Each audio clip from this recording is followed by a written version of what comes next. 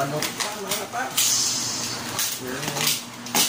Secure naman yung kanyang pagkabalot. Siguro sana hindi naman nagkaroon ng damage yung items na to kasi ayos naman yung kanyang package, kaya nalalaman natin pag nakita natin ito ang laman. So yun,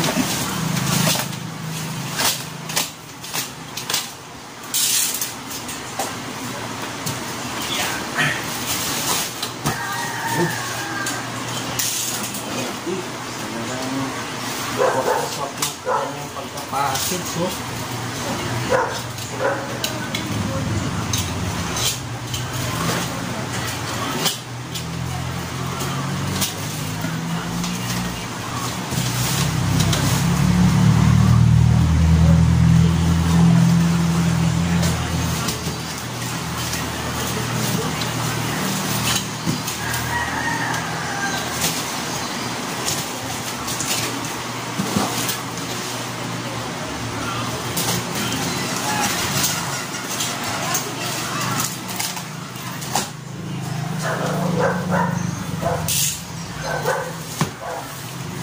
ayan na mga paps, yun na yung itsura.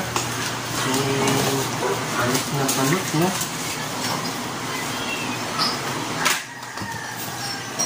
Ayan, ganda naman ang pagka-package itong shaker na po.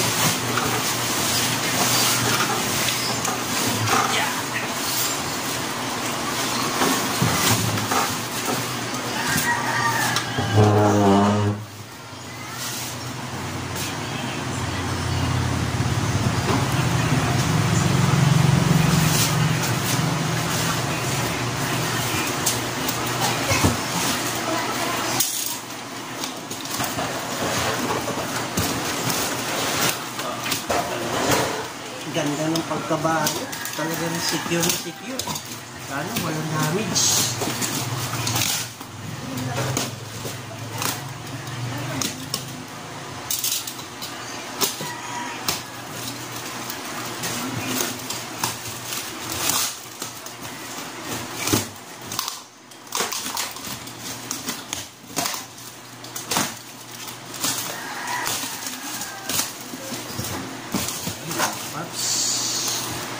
Okay naman, wala naman damage mga paps.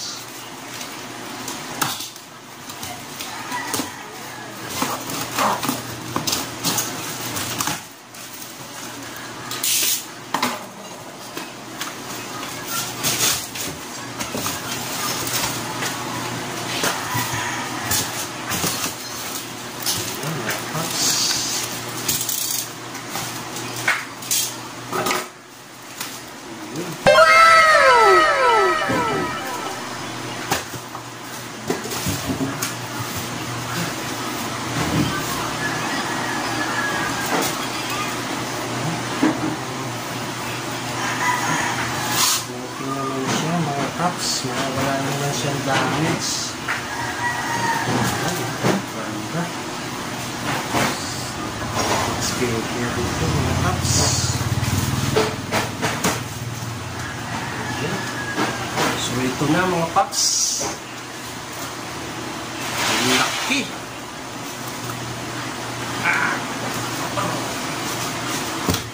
Ganda pala nito. Tanggalin mo. Sige lang, kita ka sa dito. Ulitin mo.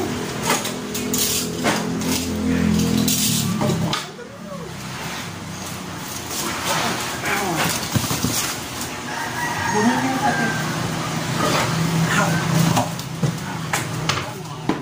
Goodness.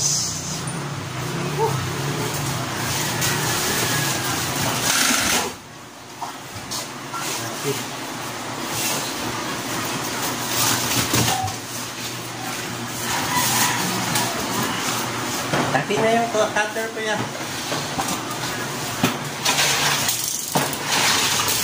Ayan, may dumating din na alak. May din yung alak, oh. dumating din. Pag-deliver lang mga paps.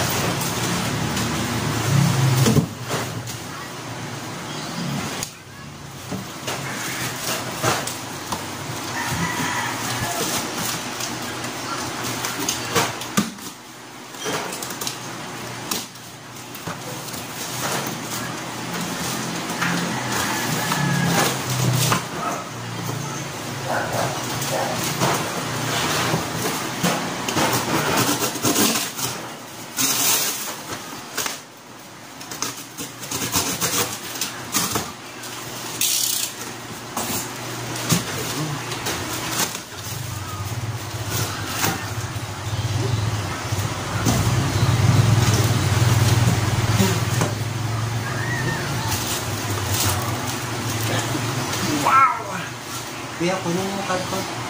Ito. Alisin mo.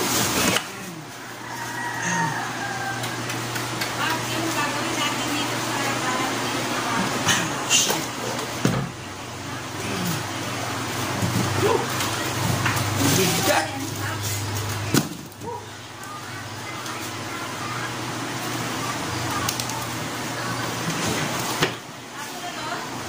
Yes.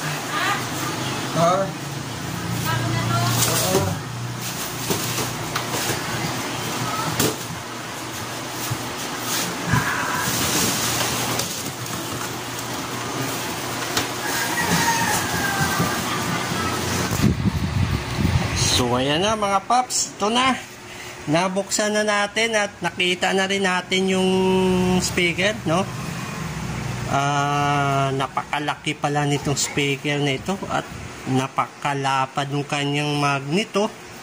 So ayan, talagang ang kapal. Ayan oh. So ito yung model niya. Ito KKE Audio. At ito yung kanyang model oh, 18. Ayan, power max niya is 1,800 watts sa 8 ohms. So yan yung max power niya mga paps. So 18 siya, 1,800 watts. Ayan mga paps, ito yung kanyang wattage, no?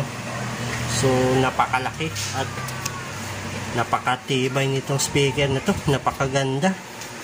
Ayan, so ito mukhang wala naman damage, no? Mukhang okay naman siya. At ayan, ang kapal ng kanyang magneto. So kunin mo kuya yung metro, yung sukat, sukatin natin yung sukat. Ayan. So, tapos ayan oh. So ayan. So ayan yung harap niya, no? So okay naman yung kanyang spider, no? So yung kanyang ko, no? Matigas na matigas. Yan, no? Tigas. Tapos ang lapad nung ano niya. Ayun yung lapad. So 5 inches yung ano nito eh, yung coil niya. Susukatin natin yung magnet kung ilang inches.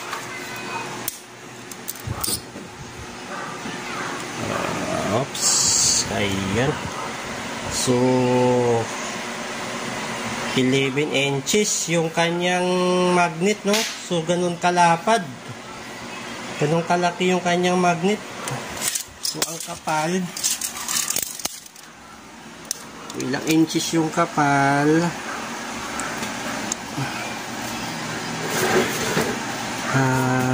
Yan. Yung kanyang kapal na magnet ay 2 inches. Yun, double magnet mga paps. So, ayun. Napakagandang speaker na ito. So, ito ay ilulod ko ito sa halimaw box na bakante ko, no, na wala pa siyang speaker. Ito yung ilalagay ko doon, itong KKE audio na to. So ito yung speaker ng Cebu, no, galing pa itong Cebu, no, doon ko pa ito in order sa Cebu. So subukan naman natin mga paps yung speaker ng Cebu, kung gaano ba kagandang kanilang mga speaker at kung gaano ba ito kalakas. So masusubukan natin to kapag nailod na natin sa ating box na halimaw. So ilulod ko ito sa halimaw box para alam din natin kung gaano kaganda yung tunog nito. So para mapakinggan din natin yung isa sa sumisikat na speaker ng mga taga Cebu, itong KKE audio. Ayan mga paps. So 18 ang size nito mga paps. Ayan. Ayan yung, ito yung phone niya mga paps. Ayan oh, ang tigas. Talagang matibay na matibay. So tapos isang dangkal yung kanyang ano. Ayan oh, lapad. Tsaka ayan. So, okay na okay. So, ang laki. Mapapalaban ng halimaw box ko dito sa laki ng speaker na to. Ayan. So, mukhang matibay naman ang kanyang ano. So, ayan, hindi push din yung kanyang kabitan ng wire.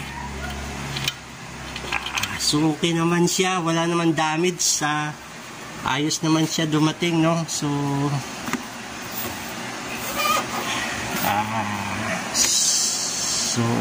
okay na okay. Yan.